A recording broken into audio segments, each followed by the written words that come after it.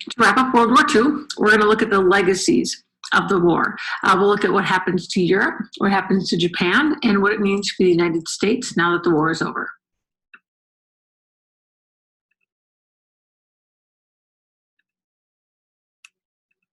The first legacy of World War II that we're going to look at is the plan to help Europe rebuild, and it's known as the Marshall Plan. In the United States, we were very lucky, right? We actually had very little damage due to the war. Obviously, we had the damage inflicted at Pearl Harbor, but other than that, really nothing here in the United States. What we need to look at and remember is the complete and utter destruction that was happening, or that had happened rather, for Great Britain and France and Austria and Germany. And so the Marshall Plan was a plan to help Europe recover from the war. As you can see on the slide, the plan was to last, over 4 years, and really to help rebuild that infrastructure by providing over $13 billion in loans. When we talk about infrastructure, we're talking about communication systems and transportation systems, right? But just in general, the idea is to help rebuild Europe. Of course, we also went into this as a bit of an ulterior motive, right? What we want to do is to prevent the spread of communism. That's really our ultimate goal. So the idea here is that if we can help Europe rebuild and provide money for these European countries to rebuild, we can have influence there and try to make sure that they rebuild their countries as democracies and that they don't fall towards communism. If you remember with the war, the Soviet Union was on the side of the United States and France and Great Britain. However, they had a little bit of a different system, right? Their government system. They were a communist nation. And so the Soviet Union really is not all that interested in participating in the plan, in this Marshall Plan. Why? Because they're communist. They don't want to prevent the spread of communism. They actually want to spread communism. So keep that in mind. Even though the Soviet Union was on the winning team with those other countries, they don't necessarily believe in the same government system. And so they do not want to take part in the Marshall Plan.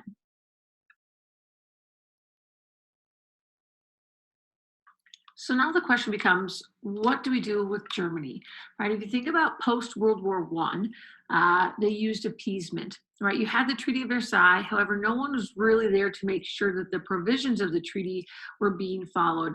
And that really didn't work so well for the rest of the world when they did not hold Germany accountable. And so they had to come up with a different plan for Germany. The decision after the war was to temporarily divide Germany into 4 different zones. So the country itself would be divided into 4 different zones.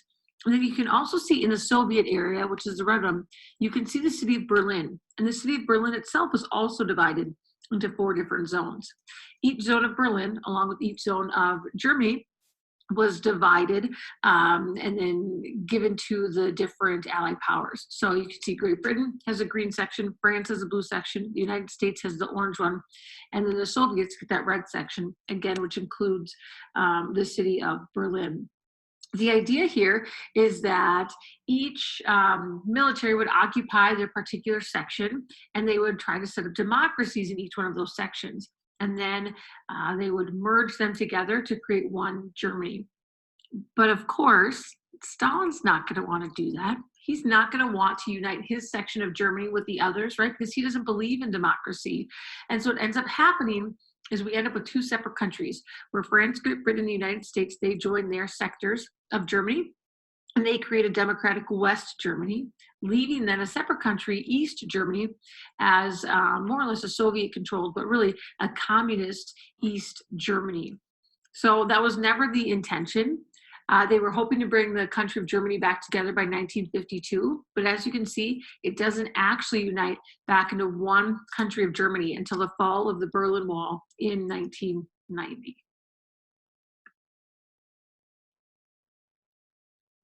The plan for Japan was not nearly as harsh as the plan for Germany was. The decision that was made by the United States is that our military would actually occupy Japan. So remember, the war ends in 1945. We actually occupied Japan until 1952. During that time, the United States stepped in to help the Japanese create a new constitution. And with that, they actually found a way to compromise in terms of having an emperor actually remain in power. So that was a traditional Japanese power. The United States wanted to help the Japanese people honor that. However, the US did help oversee the writing of a new constitution. So we've already covered the Marshall Plan, the plan for Germany, the plan for Japan. Now we're going to look at the plan for the Axis leaders, right? Those that were enemies of the United States. We had the Nuremberg trials take place. This is a set of trials in which 12 Nazi leaders were put to death. Remember, we did not talk about the Holocaust in our World War II unit in US history. That's covered in world history, but those trials were basically focused on that. This is really one of those first times, too, in these international courts where we see the explanation that I was following orders kind of take place. That was the defense, is that if I did not follow through, then I would have been killed. All right, so, but even with that defense, 12 Nazi leaders were put to death. We also then have the Japanese war criminal trials, where 7 Japanese leaders were put to death. And you might look at that number and say, only 7, that seems like a really small number, right? Why maybe wouldn't it be more? Well, many of the other leaders had already been killed in combat or had actually taken their own lives. We talked about being or falling into the enemy's hand is kind of the ultimate shame for the Japanese military. And so many of them actually ended up taking their own life before they could be brought to trial.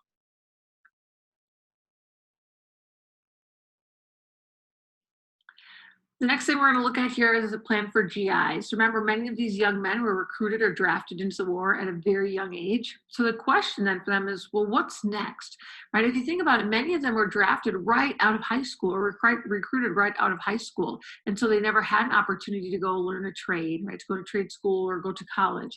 And so the government creates what's known as the GI Bill. And what that does is it provides funding for these veterans of war to go and get that college education or to go to trade school and learn a trade. It also provides money for business loans, maybe small business loans if they want to start a business, unemployment compensation. And then I know that they also have bills that help to provide money for them to put a down payment on a home.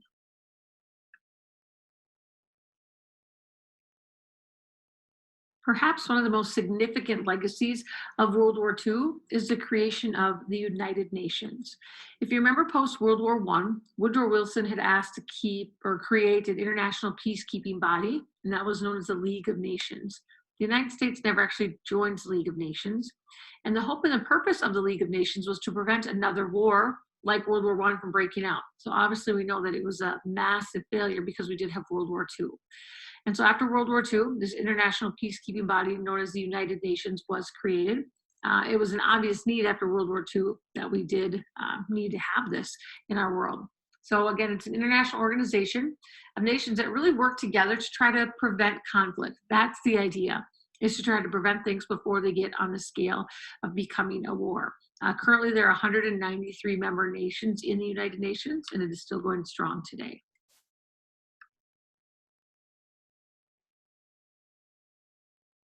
We can also look at the overall morale boost that the win in World War II had, not just for every American, but also we can look at women in particular.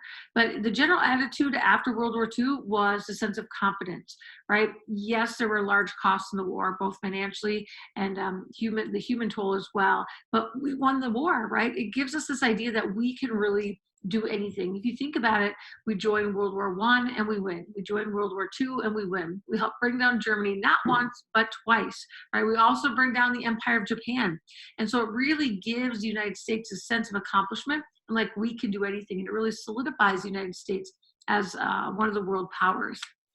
A particular group of people that World War II also helped move forward is women. Obviously, many women ended up joining the workforce during the war because no matter the way the women had to step in and work in the factories, and it gives them a new sense of confidence as well. I would even say that this sparks a little bit of the women's movement that we end up seeing post-war, because the idea that the women had gone out and worked and made their own money and felt that sense of independence. That was something that many of them were hoping to continue even after the war was over.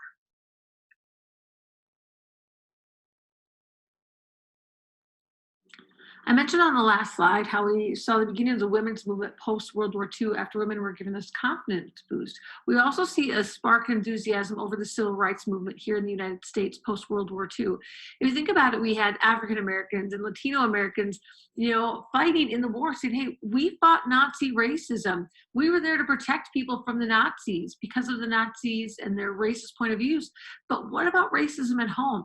Right? It's rather hypocritical for us to go fight for the freedoms for everybody in Germany and other areas around the world, yet we're maybe not getting those same freedoms here at home.